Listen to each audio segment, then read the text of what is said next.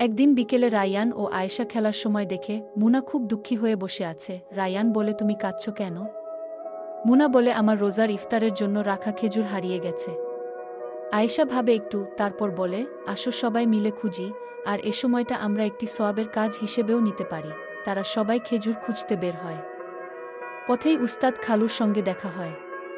উস্তাদ খালু বলেন, হয়তো আল্লাহ চাইছেন তোমরা একে অপরের সাহায্য করো, এটা তো অনেক বড় নেক কাজ।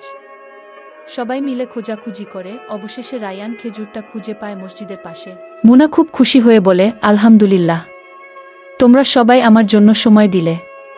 উস্তাদ খালু তখন বলেন, তোমাদের কাজটি ছিল এক সুন্দর উদাহরণ, দোস্তি, সহানুভূতি আর ইমানের। শেষে সবাই একসাথে ইফতার করে, আর উস্তাদ খালু হাদিস শোনায়, তোমাদের কেউ ততক্ষণ পর্যন্ত প্রকৃত মুমিন হতে পারবে না যতক্ষণ না সে তার ভাইয়ের জন্য তাই চায় যা সে নিজের জন্য চায়। সহিহ বুখারী।